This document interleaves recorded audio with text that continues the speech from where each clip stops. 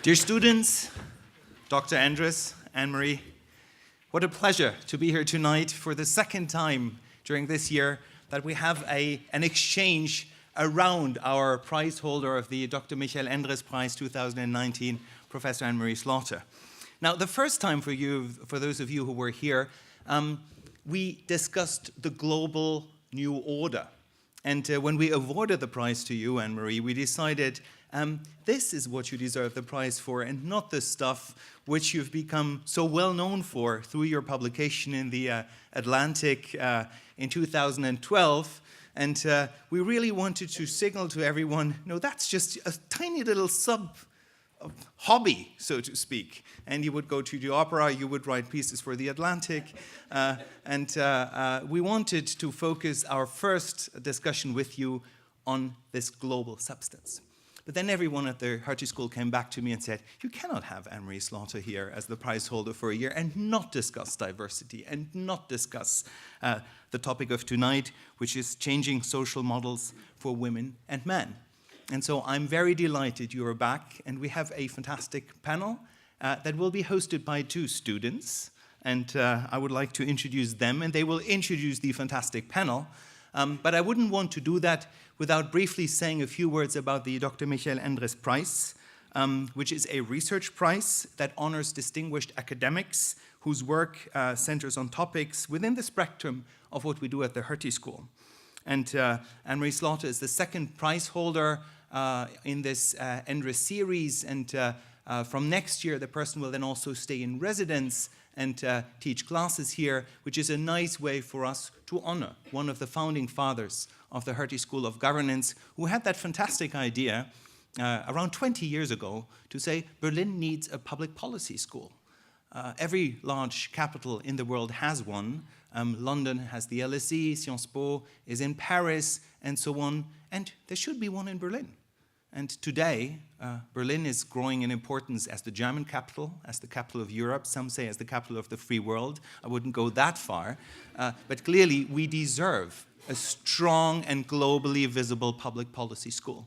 And this is why we're so grateful to you, Dr. Endres, and to the Hertie Foundation for having given us all the support over the past years that we have these terrific students, some of which are in the room tonight, and a fantastic audience. And with that, I would like to close. This morning, when I told my 13-year-old son that I was not going to be at home for dinner, he asked me why. And I said, well, I have to open this great discussion about, you know, profession, family, men, women. And he looked at me and said, why doesn't mom go there?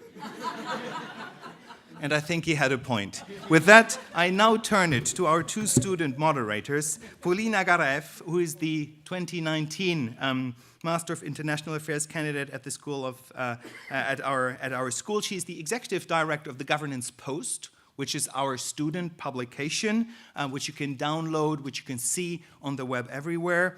For the past 10 years, she has been working as news editor and a Berlin-based correspondent working on German and European affairs. It's great, Polina, you're here. And we have Manuel Clemens, who is also in the class of 2019 in the MPP program. And he is member of the Gender Equality and Sexuality Club, where you had a discussion this afternoon, Anne-Marie.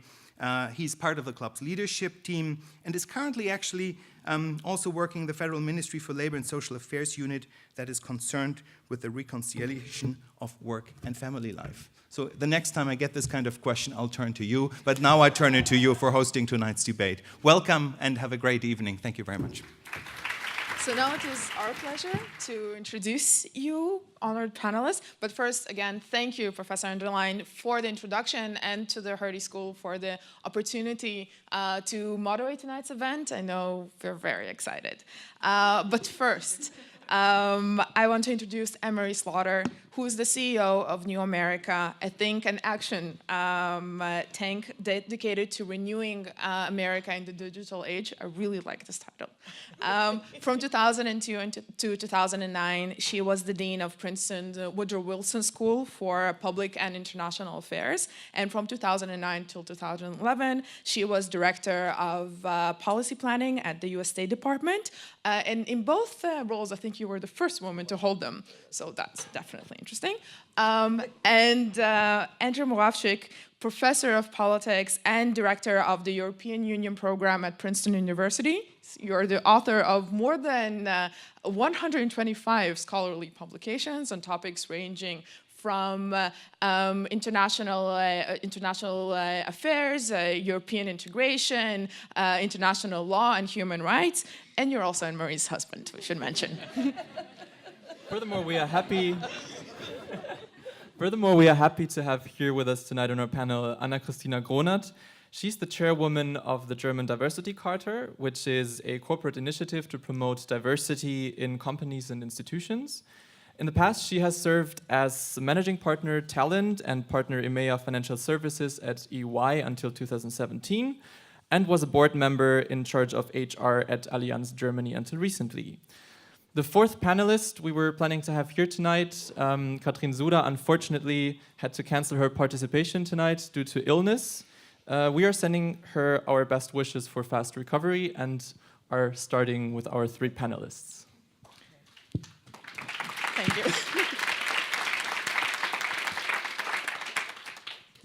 So when Manuel and I first sat down to plan this discussion, we weren't really sure where to begin. I mean, the topic of equality has so many facets, so many, I would say, expressions in both our professional lives and in our personal lives. So it's difficult to unpack. One thing is clear, though. Our world is changing. Technological advances are opening up new opportunities for all. Our understanding of gender roles is definitely evolving. And yet nothing seems to be getting easier when it comes to work-life balance, when it comes to managing both the expectations of your career and also the needs of your family. The challenges are still there. So what we'll try to do today is understand why is it so, and more importantly, what can be done about this. But first, let's see if we're on the same page here when it comes to no is also an acceptable answer. But we're talking here about real equality. And I thought it would be important even to ask, how do you see real equality? I mean, this can mean different things to different people. And I was wondering, would you say that we need to reach an agreement regarding what is real equality? If it's maybe we don't. And if so, how do you imagine this looking? Well, I'll start. First of all, I'm thrilled to be back and grateful to be the prize winner, prize holder for this year. And it's particularly nice, I think, to have a chance to talk about these issues as well as international relations, the world order, public problem solving. I think it underlines part of what I see as real equality, which means being able to be a whole person in everything that you do. And part of what we all do, we all have some private life, whether it's a biological family or a constructed family, whether we have children or not, we all have people that we care for. And real equality to me means a world in which that care side of our lives and the care obligations, because our children are now 20 and 22, but they still demand time, different kinds of care, but that side of human life is not presumed to be the province of the woman, that it is presumed to be the province of all of us, that different people, depending on who they are, what their personality is, what their life circumstances are.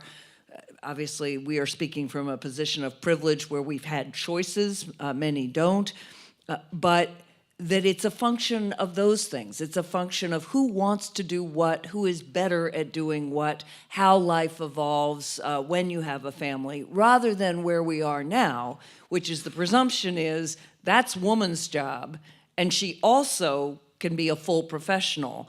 Whereas men are seen only really primarily as breadwinners and not as caregivers. So for me, real equality would be caregiving and breadwinning is equally distributed according to personality and preference, not according to gender.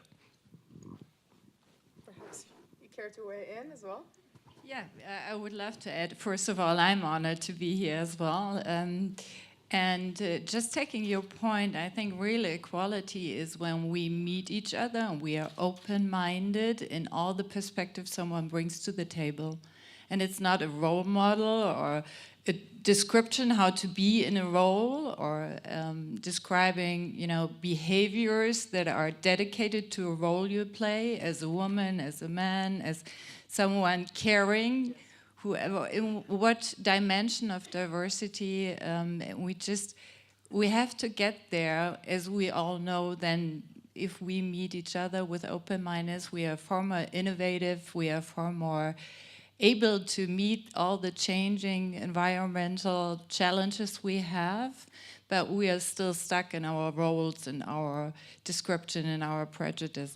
And I think whenever you meet someone, you are open-minded, you have, something to create, something new, and that's where we have to get to. So, but when we talk about equality, I do have a question for you, and then this definitely is the male representative of the panel. But first, just to address the female point of view here, we talk about equality as if it's a female issue. Often in public discourse, it's framed as if this is a topic relevant only for women, it's concerning only for women. But no matter how you look at it, it affects more than just women. If you're talking about work-life balance or sexual harassment in the workplace, this is a topic that is relevant for all workers. If you're talking about balancing the demands of your family and your career, that is as relevant for fathers as it is to mothers. So should we change the framing of this debate, make this more of a gender-neutral debate in order to advance the cause? Or still some of the challenges are so unique to women that it's fair to talk about this in this realm? I think this is exactly right. So I agree with both my colleagues that it's about choice. And so you have to ask yourself, whose choices are constrained by the society, the culture, the institutions around them? And I think you could argue that men's choices today are more constrained than women's choices, or at least as constrained as women's choices. Women, after all, can choose, at least in theory, and would be socially accepted for choosing a professional role, a family role, some mix of the two. Not true for men. Men are expected to have the professional role and expected to really strive in that area. Moving to the other role calls their social identity into question, and I think it also calls their self-identity into question. Like, what is the role of a man who is the lead parent, or the man who plays the role that we would traditionally associate with women? And this, I think, is the central policy issue in dealing with this. Because we've done a lot in recent years to encourage women to enter the workplace, to give them more opportunities, to deal with at least the most overt forms of discrimination. But we've done very little to make men's role more flexible. In the first 6 months, yes, some men take parental leave, although it's famous that in many cases they have to be compelled to do so, as Sweden does, because there's a certain social opprobrium connected with that. But after that, it's a very odd role for a man to take, to say, I'm going to step back from my job for a time, I'm going to do less, I'm going to go part-time, I'm not going to show up for this meeting because my 10-year-old or my 15-year-old, my teenager, is having a crisis. If a woman did that, people would understand it. If a man does it, they don't. The result of that is that, at least in the United States, the statistics suggest that only 4% of families, married families, have a situation in which the man does more housework and childcare than the woman. And that's a very small number.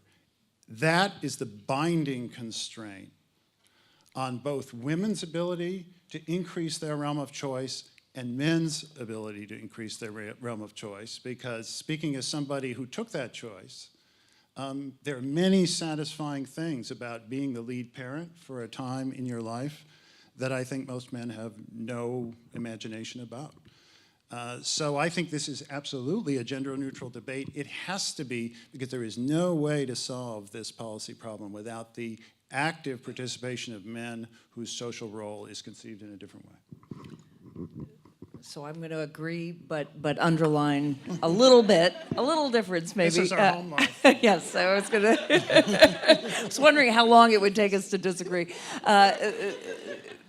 So it is true that if a woman says, I have to go home because I have a child in crisis, it'll be understood, but she will certainly be thought less of. Now, Andy's point is men will too, and their masculinity will even be called into question in a way that for a woman, her femininity is not in question, but her professionalism certainly is. So to your question, it's got to be both and. I think we have to talk about this as changing male gender roles as much as female gender roles, and there also you bring in same-sex couples, right, for whom the same issue is true, where you have two mothers or two fathers, and one is a caregiver and the other is the principal breadwinner, or both, however, but you have to bring in that caring role. But there are also unique constraints still on women because women aren't equal in the workplace. So we have to do both. I think we have to have women who see this, it is a women's issue, but as long as it's only a women's issue, Andy's right, we won't make the progress we need until it's a human issue. I'm so lucky that you disagree to the point. Because yes, it's true, we can do that role, and me being a member in the boardroom of a very male-dominated environments of financial services is very male-dominated. You can be there, but still, as I said before, you have a role description and you have a way to be as a leader, and that's the role model of the past. So the people look at you and say in the beginning, so what is she doing there in that room? Because my description or how I grew up, the role model of a leader, we don't have a CEO in Germany yet, a female CEO. We only have a few female board member in all the DAX companies, and I think we have a new study coming out today with the Albright study saying out of the stock companies, like 150 companies, don't have a female board member at all. So the description of a board member of a DAX company is, very male-dominated. So you can be there, but still you're faced with a prejudice saying how to be as a leader of a company like that. You have a dominant brand, you have a very clear view of how to be. So we're just breaking those ceilings, saying, you can be different. And even though we can, be part in the boardroom, we still have the same thing coming home. So I have 3 children coming home at school. Wherever kind of festivals, I bought the cake and I didn't bake it because I didn't have the time. So it's like, like the movie, do I smash it a little so it looked like self-baked? Or do I bring it as, I took it off the shelf? So how do I want to be today? And what kind of discussion do I want to have? What are people asking me? And in the beginning of my career, people start asking me, where are your children? I say, at home. So what are they doing? They're all without you. And say, well, usually they sit in the corner and sometimes someone comes some time and feeds them. And then it's like, okay. So, it's like you're faced with all the prejudice. My husband did part-time working. And we have done that together over the last 21 years now and found our way around, but 21 years with all those questions. It's like, how did you do it? Are you able to do it? What do your children look like? What do they do? Are they in school? Did they fail or did they manage? So all those questions you are faced with, and we have to overcome those questions. Well, we're definitely going to touch upon the persisting stereotypes in both societies. But first, then another question to Andrew, though. You mentioned the role of men in this discussion, and I think this is the one thing that you and Anne-Marie can agree on, that we need to involve men in the conversation. The question is how? How do we get men to understand that they are part of the debate? So I was lucky in this regard. I think it's a question of the social environment mostly, as well as the cultural debate. So I was lucky because I'm a professor, and a professor is a flex-time profession. And it's also one, once you get established, that if you don't publish anything for 6 months or 9 months, people don't go crazy as long as you make it up at some point. So that's a very helpful thing. And one of the things Anne-Marie pointed out in her book is that one of the ways to think through this problem, if you're thinking about how you're going to live your life, is to think about it in episodes. Like, at this point, I'm going to step back a bit or spend more time in the family or work part-time. At that time, I'm going to do more career-wise and trade off and so on. And that's very possible in an academic setting. But I think there are other settings, and I take this from the experience of the United States, that you don't expect to be settings that are congenial to this kind of social change, but are. So when we both published things on this and did media, I got lots of emails, and by far the largest number of positive, constructive, detailed, optimistic emails were for members of the United States military, which really surprised me. And I thought, why? And I was reading these things trying to figure out what it was. Okay, these are conservative people socially. They care about family. So it's important for them to really commit to taking care of their kids. They don't have issues with their masculinity. If you've gone and fought people in Afghanistan, it's you can take your daughters to school. They have really firm career constraints. A lot of two-career military couples. Woman gets sent to Afghanistan for 6 months, and the guy has to take care of the kids. Really, no questions asked. That's the way the military is. And importantly, you have an employer who wants to retain you. So what happens is that the Pentagon has been unbelievably flexible about how to deal with things. And people would write me letters about, the Virginia school system changed the closing times of schools, and my daughters couldn't be picked up. I had to do this and that and the other thing. So we went to the colonel, and the colonel says, okay, we'll work that out, right? So I think when I look at our lives where, to some extent, we manage this, it's because of this kind of combination of factors. Institutions that have an incentive to help you, careers that are flexible in some ways, and a culture in which this is an accepted thing to do. And I'd just add, I think, as this is one of the ways to tackle the issue, which is in a world in which many firms are fighting for talent, you are losing, half or more of your top talent by not acknowledging the needs of caregiving. And really, competitive institutions can't afford to do that. And as I know, you're on the front lines of making that argument. We've been making that argument for a long time. But I do think, and as a CEO myself, where every time you lose someone, you're not at all sure you're going to get a good person to replace them. They have to be trained. The transaction costs are very high. And often the changes you need to make to keep that person are not nearly as costly as the changes of constant churn. So at least we hope it's one, as there is a war for talent, it should get better. Thank you very much for this already. In the next part of the discussion, we would like to have a closer look at the inequalities that we can actually observe. Talk also about the differences maybe between the US and Germany, because we have experts from both countries here on the panel, and also try to get a better understanding of the problems that we're talking about. For example, in terms of gender equality, German politicians often put forward the labor market participation of women has almost reached the same level than male labor market participation. But when we look at other indicators like earnings, we get a completely different story.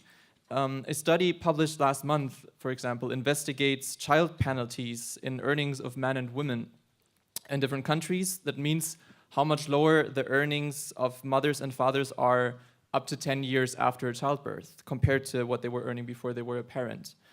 The striking finding is that while earnings for men remain relatively stable after childbirth, the earnings of women drop significantly, and then they don't really recover. The long-run child penalty of women is 31% in the US and even 61% in Germany.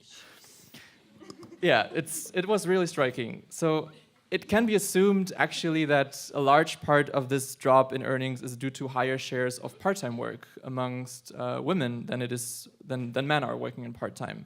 So to Ana-Cristina, the question is, what do you think about this German model of the man is the breadwinner and the woman is working in part-time, that many people in Germany choose to reconcile, or that many women choose to reconcile work and family life? Is this a dead end for careers?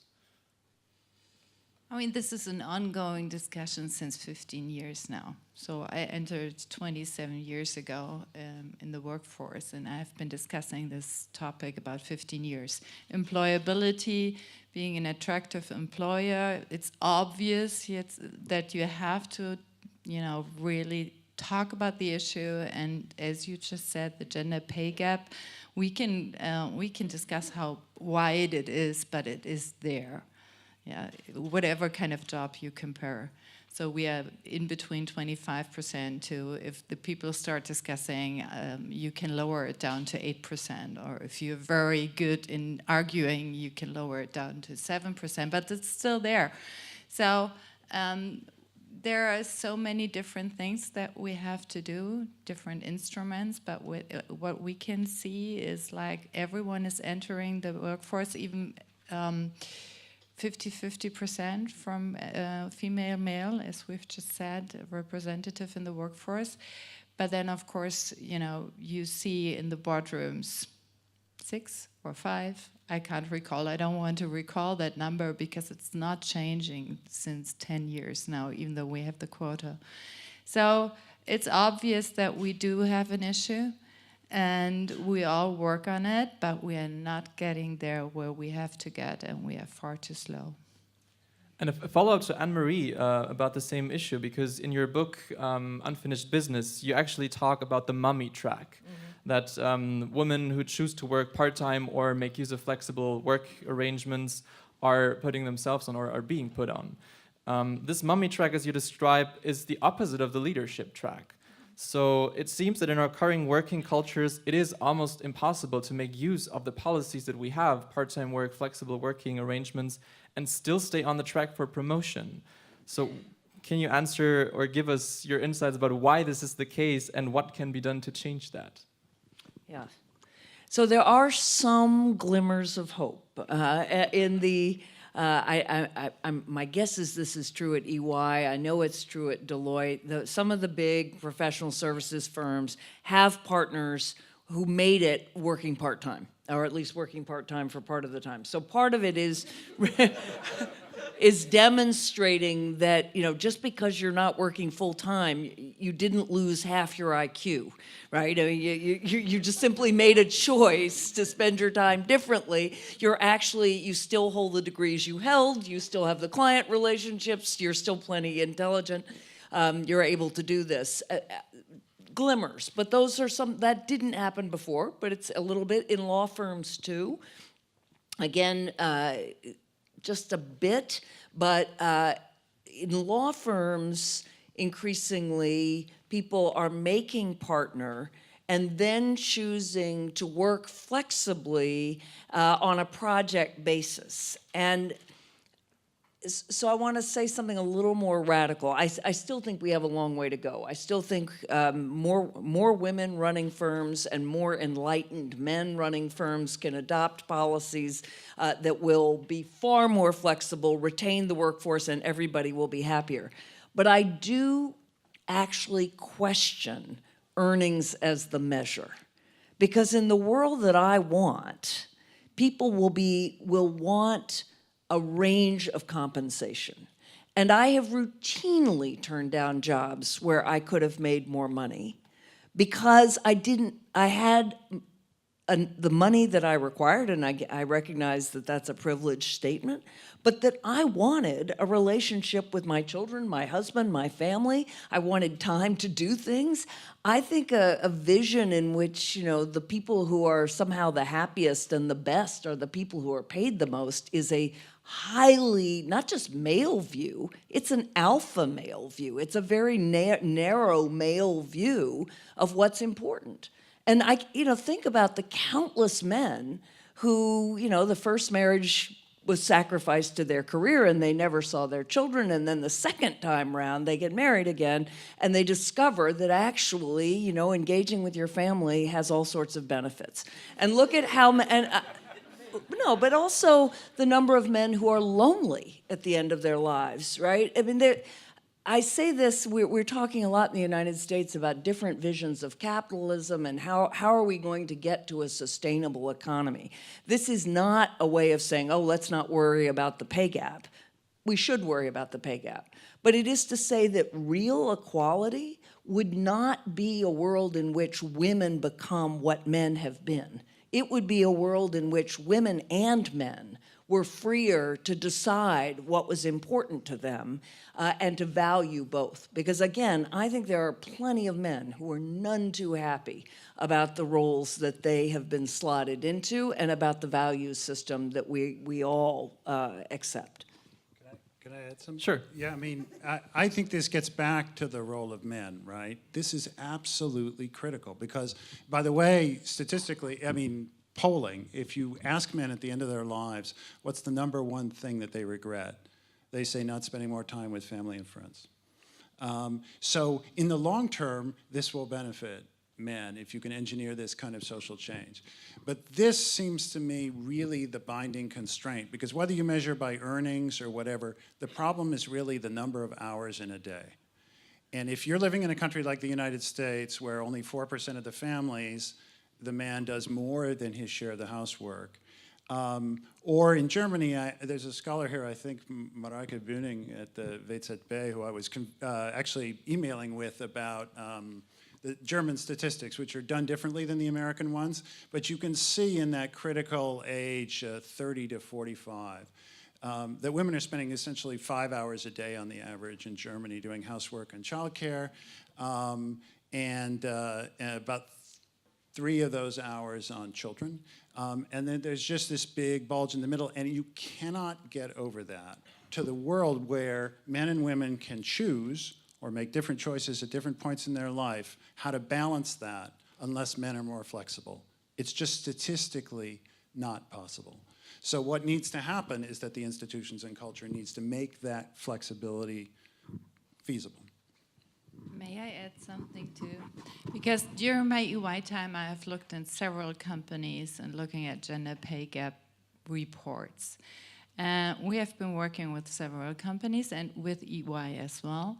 And it's not about that we all want to have the same. It's about if we do the same job, we want the same pay. And we have seen, I mean, I've, as I said, been in this discussion for years now, but during the last 10 years, we narrowed in a few companies the pay gap for the same job by from 10 to 5% by only showing the people during the promotion and rating period the female and the male distribution and promotion and ratings. And that was so obvious. We only had a little Excel tool. You know, after you had your round table, you talk about, do we promote her or him? Do we give a better rating or worse rating? And as soon as you have a team, there is a distribution as a normal distribution of Gauss. It couldn't be any different, as you said, from female and male, because, I mean, they had the same, you know, basic knowledge. Yep. And so we really had to put this little Excel tool in the roundtable discussion to change that. And it's just a little instrument, but showing how much prejudice and how much role modeling is within the discussion of promotions and ratings, and how you prescribe a leader to be. And so there is a lot of work to be done with the pay gap in matters of if you do the same job, then you have to have the right pay. I want to follow up on a topic that, Andrew, you just raised, the issue of how to share the care responsibilities within the family or between a couple. Because I think this issue is actually key, as you have already said, in moving towards more equality between men and women. And what we can often observe is that even in progressive couples that distribute responsibilities, housework equally, as soon as the first child comes into play, is born, this often changes. And often couples after this are falling back into the stereotypical model of the man is the breadwinner and the woman is the caregiver. Why is that, and what can we do to achieve more equal distribution of care responsibilities within the household? Well, as I mentioned before, this is the problem, right? At least in the United States. I think Germany is a little more problematic with regard to cultural values, particularly in the corporate sector. That's an impression from, dealing with people at big banks and so on. But I know the statistics in the United States pretty well. And to a first approximation, there is no gender gap for people who don't have kids. And so the gender gap is almost entirely due to this load, and it's connected with the fact that almost all that excess work is done by women, and with too few hours in the day, it's not possible to do everything. And so men have that advantage, and unless we break that constraint, it can't be changed. I think that at that point, we need to talk about the cultural and institutional and social solutions we raised before. But I mean, to your point about it, what made the difference for us was I had a semester off, and then he had a semester off. And so very young, right, for the second 6 months, he got the better 6 months because they do a lot more in the second 6 months than the first 6 months. But for those 6 months, it was really up to him. I was back teaching. He was in charge. And that meant, we were both new parents. I mean, we were both figuring it out. It's not like I had some kind of genetic code that said, oh, baby, now I do this. We were figuring it out. But he was the one, who figured out how to get him to our oldest son to sleep, to eat, to, do just what you do with a child. And it was very important in two ways. One, he was just as competent as I was, right? I mean, he figured it out. And two, I had to let him be, right? So this is the other piece of this. And this is, some of you already heard me say this today, but I did have this kind of ingrained, well, I'm mom, so I know best, right? Now, when a man says that in the office, I'm none too happy with the view, right? If you're a man, so you know better at work. No, but in the same way that men have seen men, have seen men, have seen men in the office, women have seen women in the house. And we definitely had to go back and forth, and have had to all the way through our children's childhood. That, his attitude was, I'm in charge, I'm at home. If you want to be in charge, you can come home. But who says your way is better? And that was a big adjustment for me. But I think it's been good for our children, even if it's meant a lot of tug of war. And that's key psychologically if you want to motivate men to take what we call lead parenting role. They have to actually, it's like an employee also, you have to give them a certain amount of autonomy to do things the way, you have to enable them to do things the way they want to do it. And sometimes that's a little jarring for the partners. So, and when Emery was working for Hillary and she wasn't home for, 10 days at a crack, and, sometimes things would get a little crazy at home. And so she calls home and she says, are you all sitting down to dinner and sitting? I said, well, actually, we ordered out for pizza and we're playing poker. But, we had 2 sons. They need to learn how to play poker, was my sense. So, but that was the way I wanted to do it. And at some point, we realized you cannot micromanage the other person's stuff. And you have to trust each other as well, because people call you. It's like friends of mine called me and said, my third child was still in the stroller, and my husband was riding the bicycle with the other both and just hold on the stroller in the back. And then a friend of mine called me and said, do you know what your husband is doing with your children? And I was going like, sounds dangerous, but deep breathing helps, and say, why, he will know what he's doing. Of course, I called it home. What have you done? But, you have to trust, and you have to be one front to the children and to your environment, because there are tons of people arguing around, are you doing the right thing or not? It's like me buying a convertible was a whole big deal in the neighborhood to be discussed. Because of course my husband should have had this BMW, the big one, and he doesn't care about cars. So it's the whole discussion about it is you really have to stay together and make the children being proud of what you're doing as well, because the children are faced with things as well. So as soon as you are in the press, you know that people, I mean, children or school friends come to my children and say, "Is this your mother?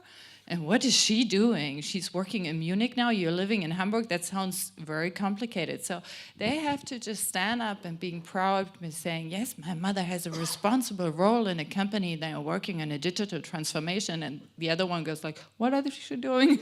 And then the discussion stops. So there's a lot to do within your family, and then a lot of within your survival role.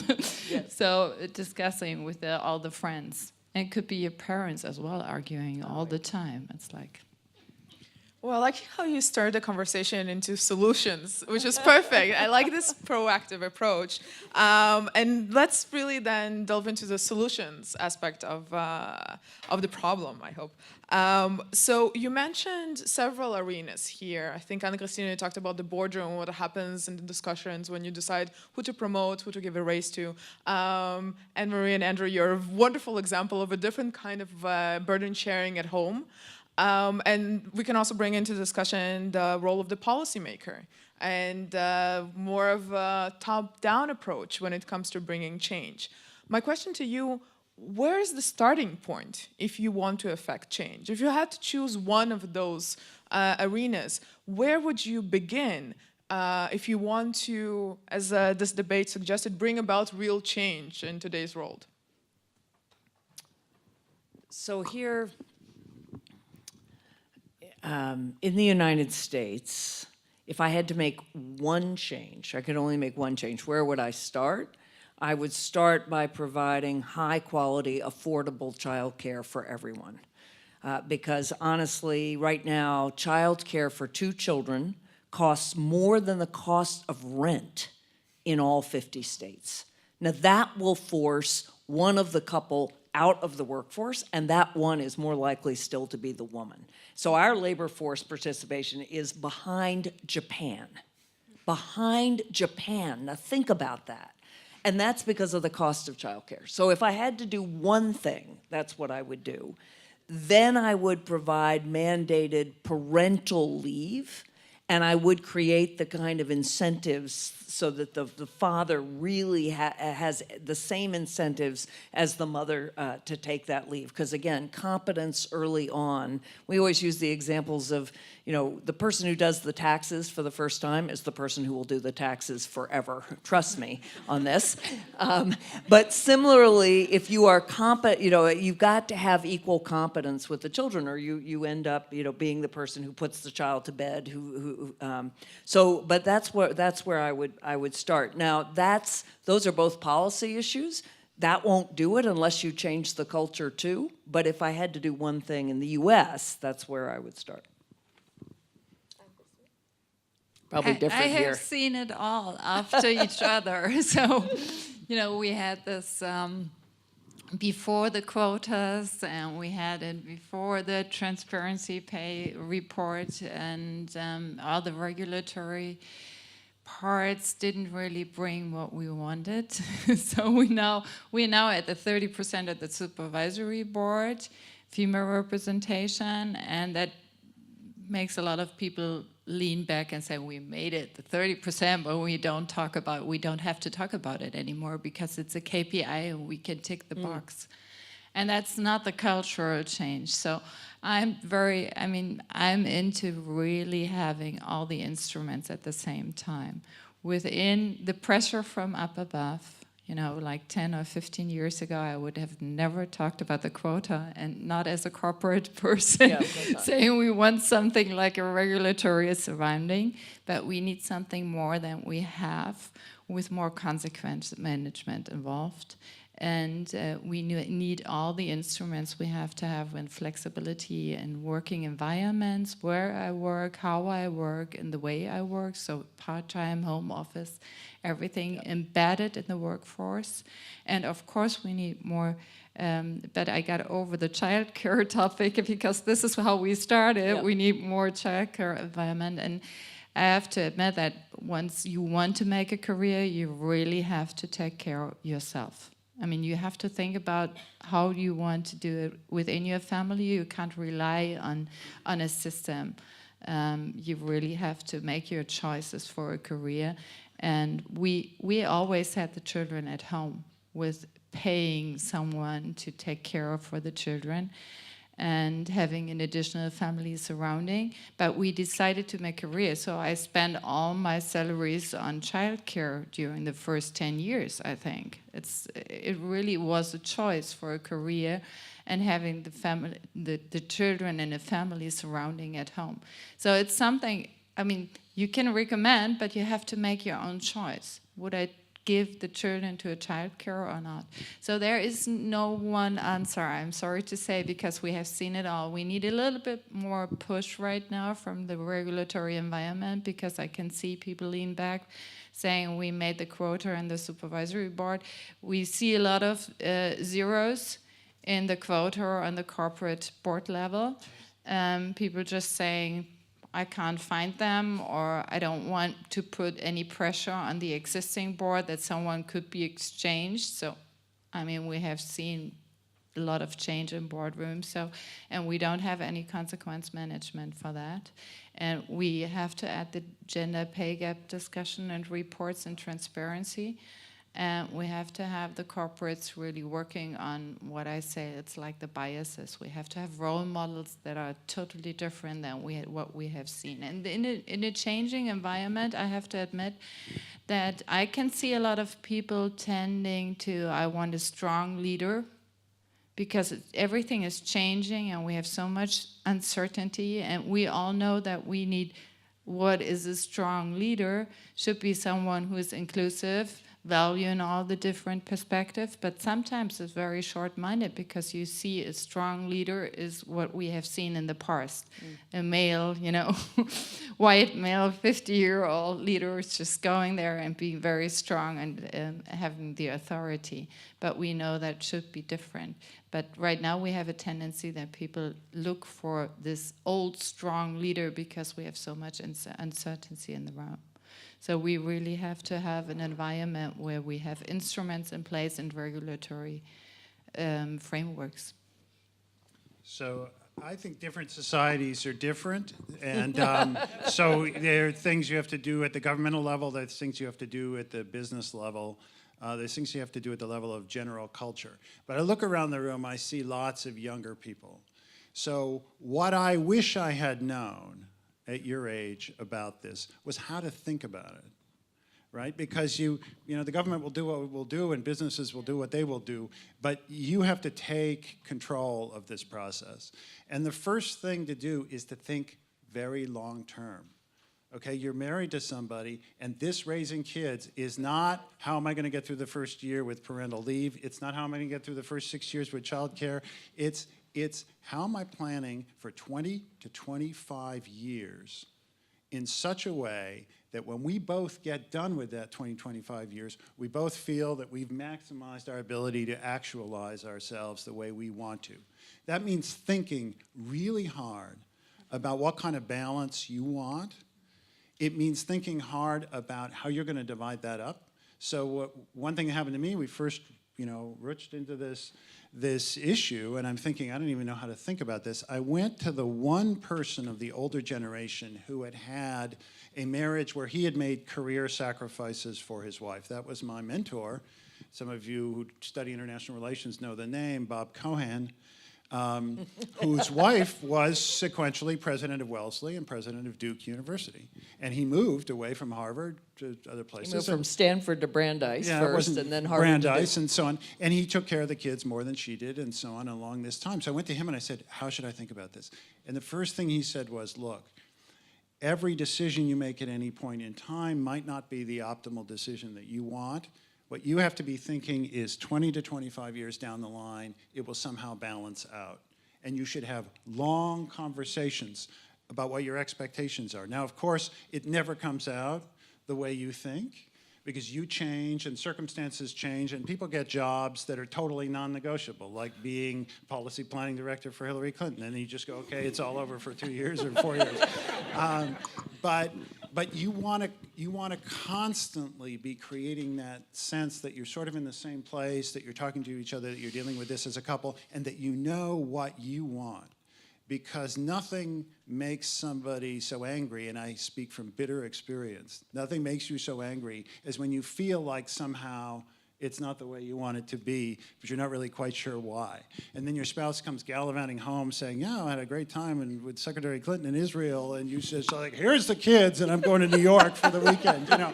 So, and you don't even know why you're reacting this way. So the more self-aware you are, and the more you think this through with your chosen partner, I think the better a chance you'll have to be happy at the end of it.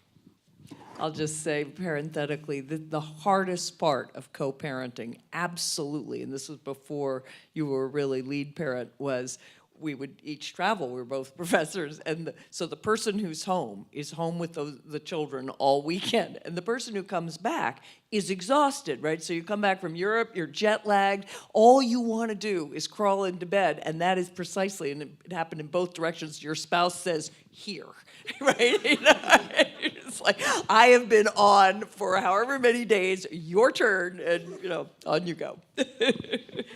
Well, this really ties in nicely with something that you mentioned in your book. All these ideals that we foster regarding our ability to have it all, which are in fact more of half-truths, because they assume that we can control the timing of professional opportunities, who we marry and if we stay married, how much our children or other people in our care need us and how much we need them.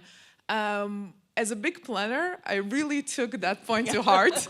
And it made me wonder, if nothing is under our control and we can't really arrange our lives the way we would like them to go, then how do we as young people, and I have many classmates here in the crowd, how can we prepare to balancing the demands of our future careers and our future families at this point in time, where we are right now? So the military says it's more about the planning than the plan. And I do think that's correct, that having a plan is not a bad thing. I mean, it forces you to ask questions and think about what's important to you, and trying to have a plan for yourself and as a couple are important. But you have to expect that life won't go according to the plan. So you sort of have to do both in the same way. But this is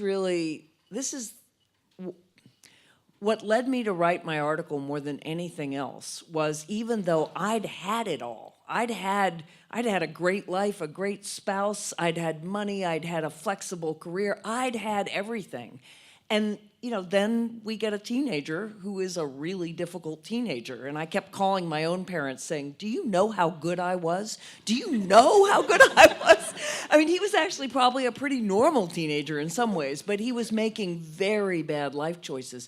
That was a minor, I mean, by the standards of what human beings experience. You have a child with a disability, you get a divorce, a parent dies, a spouse dies, you end up having to move, you lose your job, you don't have the money you expected you were gonna have.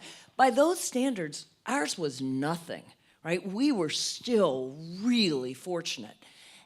But I realized, my God, we've got a society that's blaming the women who are still bearing the brunt of this because somebody's having to make that choice. And a woman who says, I had a child with a disability, I'm stepping out.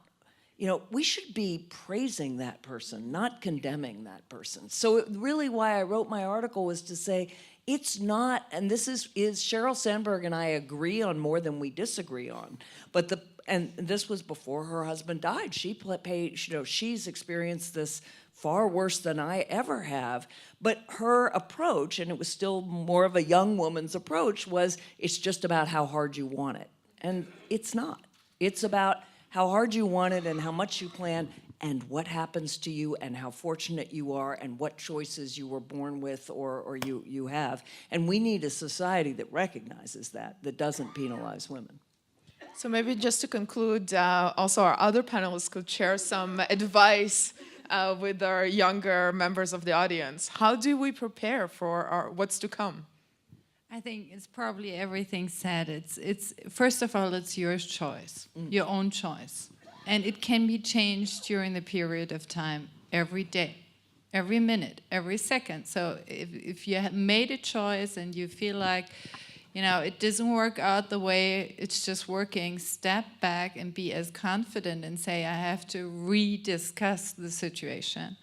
And then it comes back to the trust piece. If you follow, if you follow as a family, you have to trust each other and rely on each other during the whole period of time. So my eldest one wasn't that difficult, but it's difficult now because in university there are so many questions to be asked and so many things to be discussed during whatever kind of meeting I am. I get all those calls. So, he didn't call with 5, 10, or 15 years. So it's really, with 21 now, a constant discussion going on. And it's just, you're free in between the jobs, mommy. Now you can discuss everything with me right now. So you have to be very, very flexible during a move, but you have to have the self-confidence, whatever kind of choice you make. It's like, it's your choice, and you can stick to it. And I probably have to admit that during my 27 years, I never stopped in between. I worked the whole time. I never had, I tried once part-time, 80%, but I've been working 120. So I wondered why I should get paid 80% just because I want to go to a doctor's appointment with the children once a week. So I went back on full-time.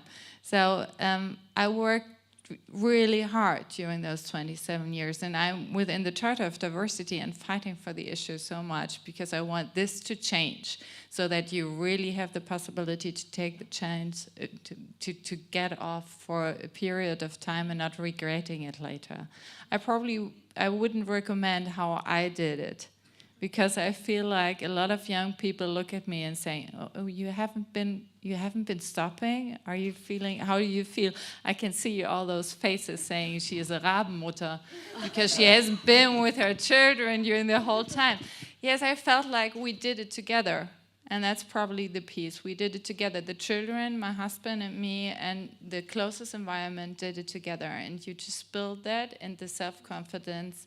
And I could have made choices differently, but I didn't. So, it's just the way. Be self-confident and decide for yourself. And don't wait someone on, and never ever believe someone who tells you can't do it. That's just the personal perspective of someone else. So you always take your own choice. And actually, I'd add one more thing about that these subjective experiences that make parenting worthwhile, being close to your kids at a critical time, they change too over time. So there was a time when Anne-Marie was gone when, if the kid was sick at night, they would call out for me. And there is something very satisfying about that, being the parent that your kids really want to call out for. But actually, and there were times when it was the opposite. Now it's interesting, they've sort of figured out what each of us are good at. Like I was the sort of tougher, but practical dad, and mom is the more, sort of touchy-feely warm mom. stuff. Yeah, and so when they figured it out, so when they want one, they call mom, and when they want the other, they call dad. And it's kind of gratifying after it's all done that they both figured this out and are aware that they've figured this out. So they know that human beings have these different sides and it can be different people. And you, in the course of your life, have experienced these. I really fell into this kind of by accident because it's not a natural social role. I just had a wife who was more successful or busier than I was. But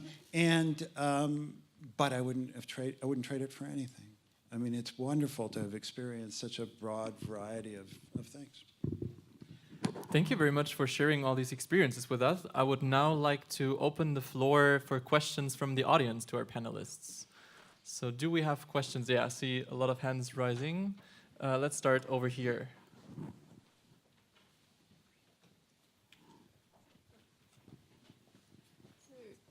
Again, thank you very much for being here. I read an article the other week which was about children, not about parents, but about what children could want. And there was a psychologist who claimed that it's actually what we're doing right now in Germany is really damaging for the children. Because people who have to work 6 days a week, 8 hours a day, give their parents to high quality childcare, but in the end, the children is going to be there for 8 hours with 30 other children all loud in the room.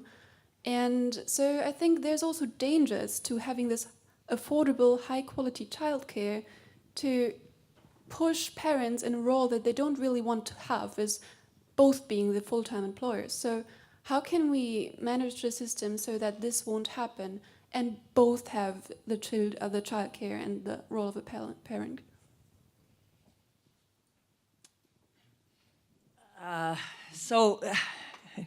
Our children spent more time in childcare than they spent with us, and they seem fine.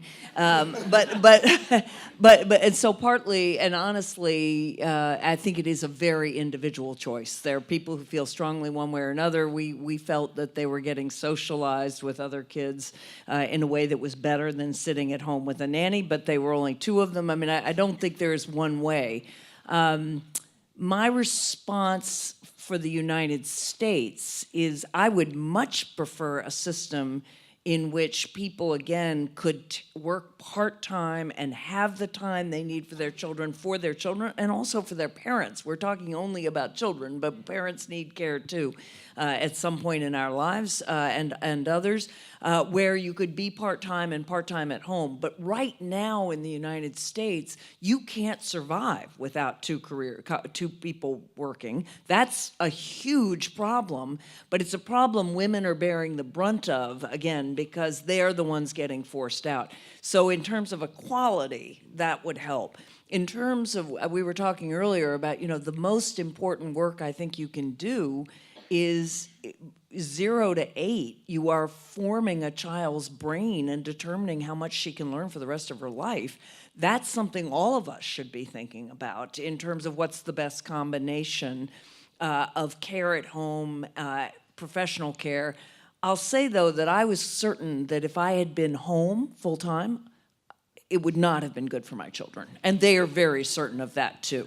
Because I tried, one year we were on sabbatical, and, we had a great time. We were both working, but I was completely focused on, their school. And after a year, believe me, they were.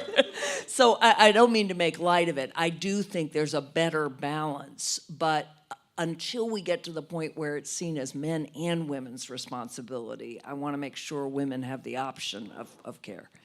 I've looked at the studies on this. I don't think they, by and large, support the point of view of the article that you read. But, we actually don't know the answer to that question, I think, because society changes so much. So I'm reminded that when I was growing up, parents were far less ambitious parents than they are now.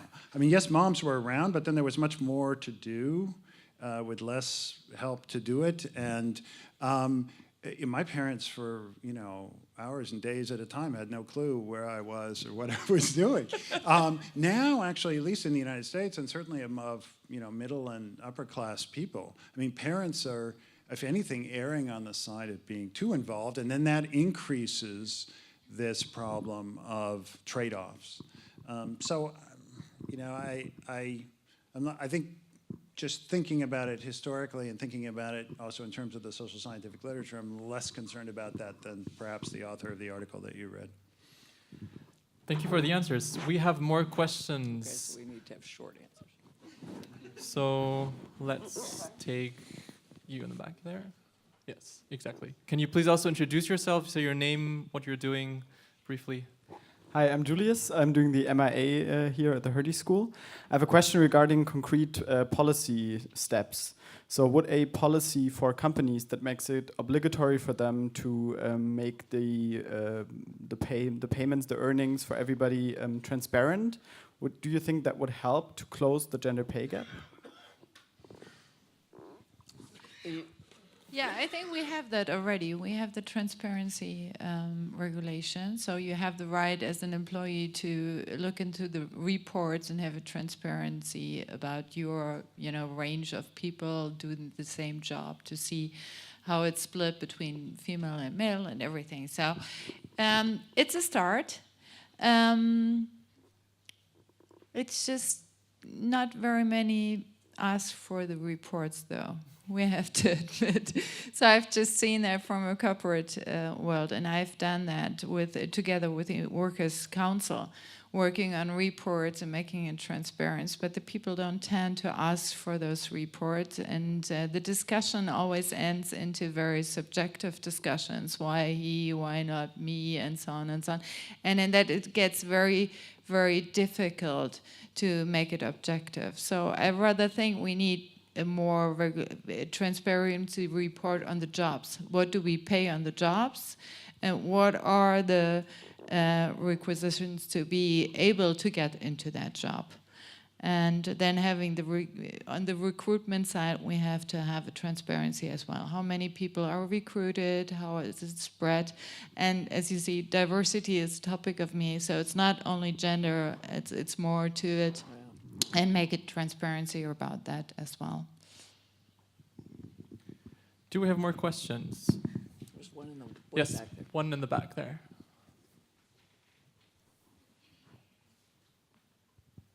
Hi, my name is Linda. I'm visiting the Hertie School today. Thank you for sharing your great stories about your journeys. Now, I'm curious about the role of parenting and parenthood in raising sons and daughters who are aware about the struggle of equality at work. What insights would you share about your journeys in parenting your children with us? Yeah, in just raising sons who are aware of the struggle of the woman in the workplace and also at home, and daughters who are sensitive about men's choices to, explore jobs and not necessarily be stuck in one place. Thank you very much. So I can only talk about sons because that's what we have. There is a research on this, though, and the research suggests that modeling it is the most important influence. So I think our kids do have a very flexible view about how this can happen. Yeah, they think women can't cook. Right. And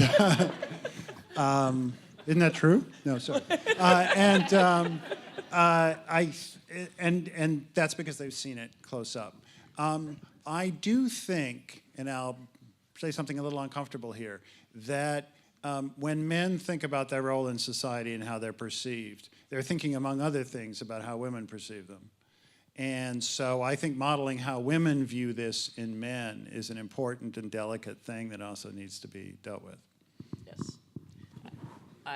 I will say, and I've talked a lot about that the woman has to model that she thinks a man who is as competent at home as at the office is a very attractive man, and that men who don't know how to manage at home are lacking something, as opposed to a more traditional view of masculinity. And that is really important because men respond, obviously, not just to what you say, but the signals you send. Yeah, it's all about role modeling. So I have a daughter and 2 sons, and they really get upset if they come home and other children tell them that it should be that way or that way. They get in fights, saying no, my father is doing that, my mother's doing that. They can both cook, they can both wash, and they have the right to do that. So they really, after they're brought up like that. So it's just so natural, and the choices for the partners is natural as well. So they don't get treated as if they should do something like someone else is expecting them to do. They are just, seen as individuals and respected. And if someone else would come up to them and say, you should do that, they would never agree on that, because they have seen the role model just being, it's arguing. Yes, yeah, it's tough, it's difficult, but it's still, you have the choice, the individual choice, and you are not put into the box. So they really get upset if someone starts to put them in a box. And I think this is what we need for the future. And if we talk about leadership in the future, and we couldn't come to that because we are still in the gender topic here, but it's like we want someone to moderate and want to be inclusive, because every perspective, every individual is worth to be heard. And this is what they learned during their coming up, and they know it's difficult, but they value that they don't want to be seen as something, but as individual. We had more hands. Yes, please, over here. Yeah, with the glasses. Perfect.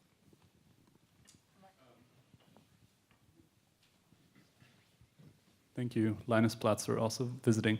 So my question is, apart from public policy, what kind of specific changes do you think we could make, or do you have any suggestions in the culture of the workspace in order to achieve greater equality? So I really like the example you gave with the Excel tool, because I think of it as a socio-technical, technological innovation there.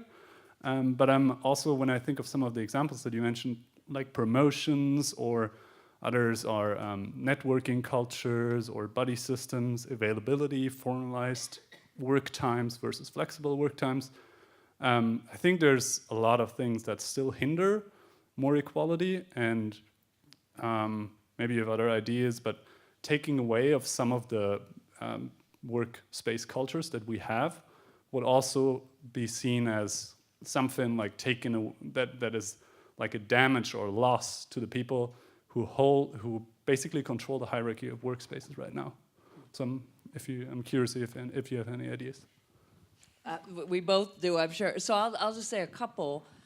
One, and this goes to what you were saying earlier, we actually, New America publishes the range of salaries per rank. So you don't have to request for a report, we publish it. And that actually helps because everyone sees it, right, in terms of pay equity. And so you get people, not always women, can be men too, saying, wait a minute, so-and-so is in my category and they're making X, and why am I not? Other things, I mean, the biggest one that I would say is results-oriented management. In other words, that what matters is not your presence, but your performance. And if you can show me that you are getting the job done, I do care that you be in the office some, right? I mean, because we really do need to, you need a culture that depends on people being in the office a certain amount of time. But if you want to be at home, in the mornings to write, if you need to, and particularly if you have caregiving responsibilities, you want to organize your schedule. What matters are the results, and if you're delivering the results, that's how I manage. That's not so easy for the manager because you then have to specify what those results are, but that to me is the biggest change we can make. Yeah, I have invented it in all the different corporate environments So we had mentoring, we had sponsoring, we had the whole flexibility agenda, we had the gender pay gap reports, and we have to admit in Germany we are not very transparent in salary. You don't talk about transparency. What you own, what I own, I won't tell you. So, so you really have to push all the instruments. And then we have something added during the last 2 years, is succession planning. So you have to have a gender neutral succession planning in all the next levels you can climb on. And in recruiting, I gave everything back to the headhunters that didn't show any female on the long end on the short list. So it was easy, and the first time we started discussing, the headhunter brought one woman on the long list, and they were very proud. So I pushed it back and said, I want it on the short list. In the end, we want the last 3 to be at least one woman or 2 or whatever. And all those instruments had to be embedded. But at the end, it's during those promotion and roundtables, the micro-messaging. So if I'm in a round table and a manager says, we have to have another woman on the succession slate, that's why I brought her. I stand up and ask them and say, oh, she's not good? No, of course she's good. She's working. So why did you say that's why I brought her? Yeah. That's the little thing, the behavioral issue, the cultural issue. You really have to stand up and say something. And the people will start rolling with the eyes if they talk about this gender issue. And I get, they are really tired of you inventing one more instrument, saying now in succession planning, and now everyone is green if it's, if you have a female on your succession plan. But you really have to stand up for it. And if people start, this in-group, out-group dynamics in a board meeting where the people are just, the males stand in one corner and the female in the other, and if you enter a boardroom, you see all those bags, because, they have been working for years together. You see still that. You need a buddy, you need a mentor, you need a sponsor who's just breaking those rules. And it's not only gender issues, it's just, you trust the people they know. And as far as where did they study, so even though I have the gender mix, they all studied all at the same university. It doesn't bring you anywhere because you need the perspectives. You need to be innovative. You need to see something different. So you really have to stick to that, just breaking those micro-messaging and breaking those in-group, out-group dynamics. And it's not only, as I said, male, female. It's like belonging to one university, have studied there, have you been internationally wise? Do you have a background? Do you have all the diverse perspectives in one person? Then you are perfect? No, it's just the inclusiveness piece. Thank you. We had more questions. Over here.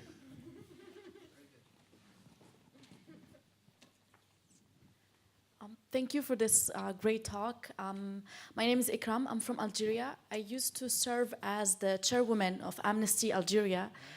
And I could relate to many things you have mentioned earlier. And my question to you is that recently Algeria has been experiencing the strikes. And how could you open the minds of the men in a community where most men, or the majority of men, feel their masculinity threatened by the success of women, or by them getting more rights and having an equal community? And what are the best initiatives you have seen in this field?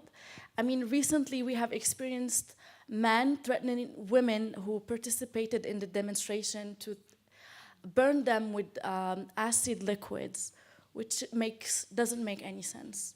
Thank you. I'm glad you asked that question because I was, as I started out, I said this is a very privileged discussion, and not just because of income and education and everyone who's in this audience, but also because we are talking about two countries where the basics are there. Now, there's still problems. There's problems of violence against women. There's problems of domestic violence. But relative to what you're talking about,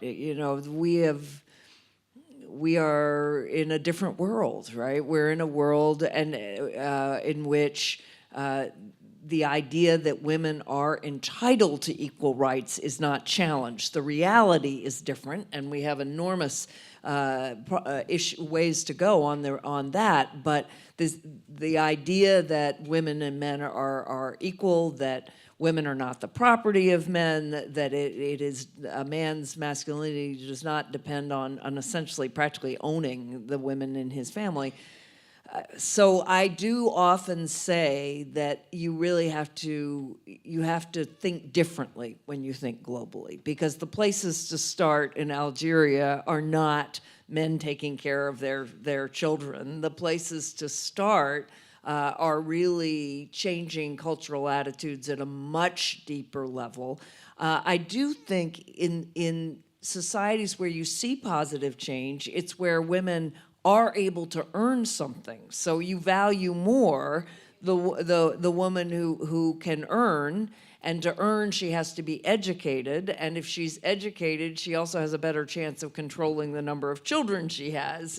So women's education, women's economic opportunity, and one hopes strong male leaders who will make clear that it's the weak man who is threatened, not the strong man. But that's a lot.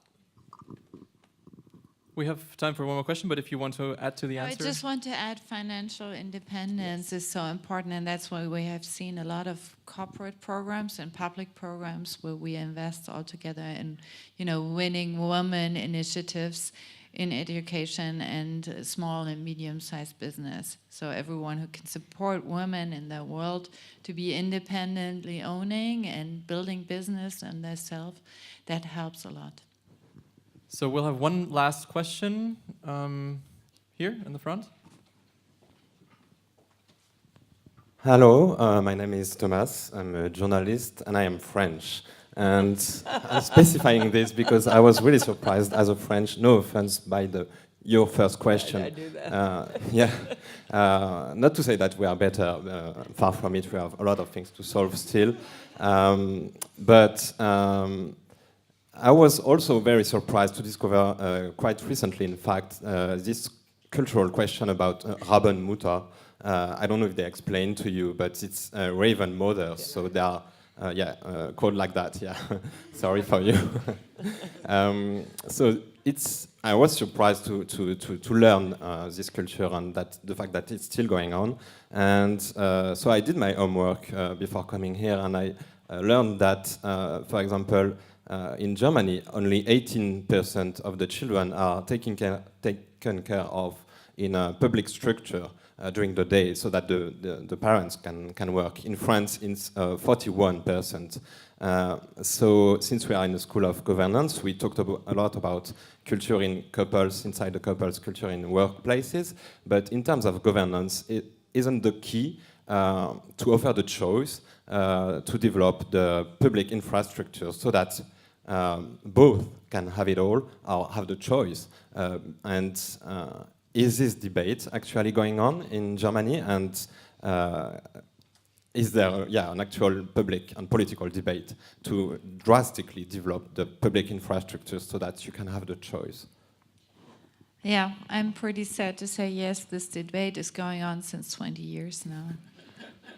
And we don't really get somewhere. So we invested and we are still discussing it. That's why I keep on, pushing it away, because if a CEO starts, I build a kindergarten for my employees. That's one, little step towards diversity within the company and society. So yes, the debate is going on, but we are not really getting any progress here. So we can push it again. But it is one of the most striking differences, and many American friends that I know don't want to come home from France when they're parents. But I think it's a wonderful example of how different countries are. So Germany doesn't take this step, and the reasons are broadly cultural. The United States doesn't take this step because we're cheap about everything that involves social service provision.